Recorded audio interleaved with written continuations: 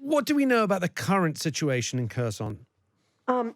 In fact, even as Ukrainians are surprised, and it's better than was expected, because indeed there was a lot of skepticism if it's at all feasible.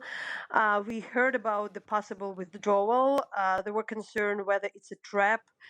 It also was a major military operation. It was not just the withdrawal. There was the risk that the Russians would be encircled. There were around 30,000 Russian troops in the area, so they needed to move to a different bank of the river. And there were concerns that there are still a lot of mines, and that we heard the people saying that, for instance, the Russian soldiers were dressing in the civilian clothes, like to rebel, to have a kind of a as if to show there is an armed rebellion. Mhm. But these things didn't happen.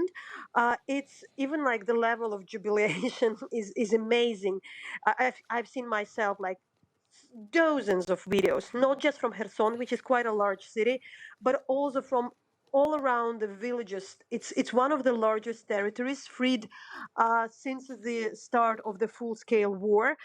We know that there is no electricity for a while in Kherson. It was partial. It was not there for some time, but also it was infrastructure was partially damaged by the Russians before the withdrawal. We have quite a lot of friends and relatives, families who have like parents, and the families there. Still, there were problems with the connection, but there is more information. There are more Ukrainian troops on the ground. There is a demining work. There are the talks that Ukrainian companies, bank, post, railway, all would try to be back as soon as next week, some of them. So it's quite an unfolding event. There won't be still journalists let in for some time because it's still like demining should take place. It's really like the concern that there are some traps are still there. The concern that the city might be shelled from the Russian controlled territory, they are there. But the most important that for quite a lot of time there were too much skepticism, including from the Western experts, that okay, Kherson is kind of untouchable. You remember maybe in September there was so much talks about annexation, so-called sham referendums. It was even taken for granted that Russia would keep this region for a while. So that's what happened. It's really, really significant. Natalia, talk us a little bit about the significance in comparison with the bigger picture of this withdrawal, because a lot of people have been saying perhaps Russia is ready to start negotiating, although we don't quite know what these negotiations would be about unless they involve an absolute complete withdrawal from all territories of Ukraine. But how does this fit into the larger picture of the war? No, I first say like that after any time of the Russia losing the battle, Ukrainians are concerning some looking for some revenge or something like that. So just at this moment, we have like air raid siren, which is all over the whole country. Mhm. Usually, it means that there are rockets shelled from the Caspian Sea or from the Black Sea. So it's not a kind of goodwill gesture. The point was there that there was a very strong risk that the Russians would be encircled. Right. That was the main reason for them to leave and have a more stronghold on another part of the country which is still occupied. It would be difficult, way more difficult to take it.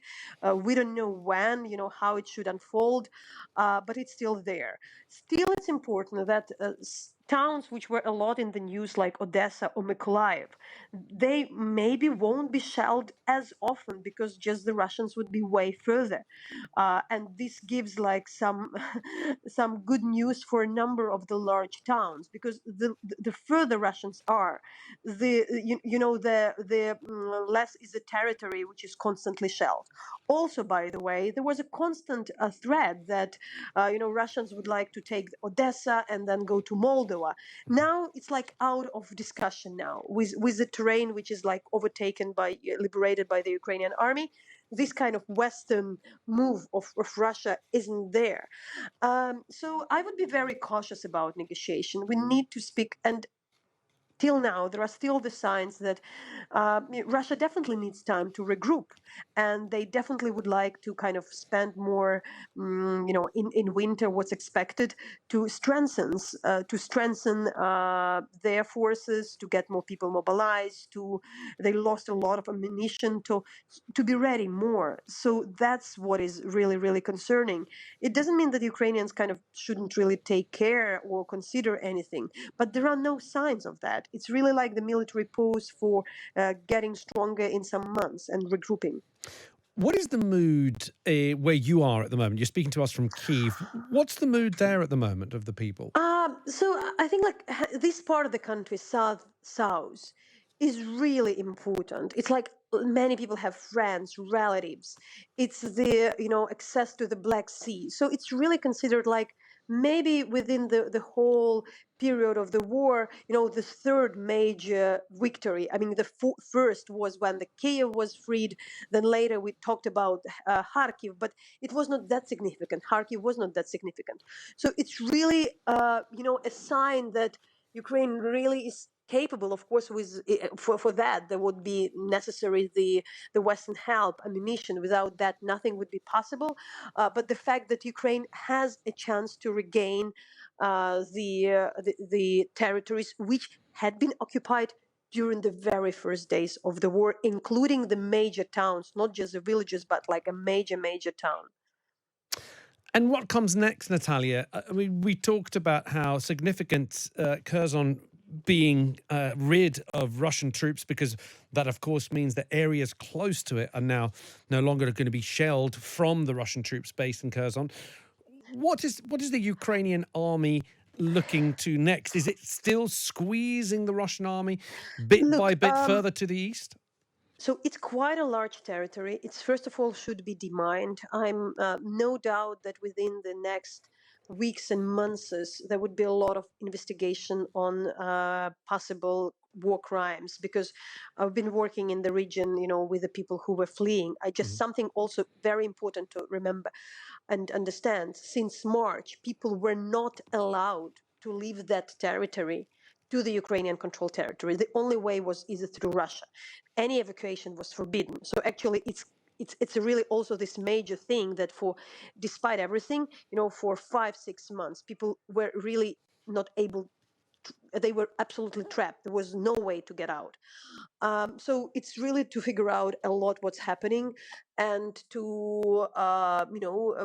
regroup and find the way how Ukraine will put the position. It's really a large part of the land to take control over that. So I think that would be thinking how to get the like eastern part of that southern region. But there is a lot of work to do now, and also should be, still Ukraine is living under incredible pressure of these airstrikes which are going on the Ukrainian infrastructure. We have blackout like right now in Kiev, so this pressure would be still there. So there are, and also anything should be renewed in Kherson. Electricity, railroad. Just making life for a few, maybe a million people, livable again. It's quite a task.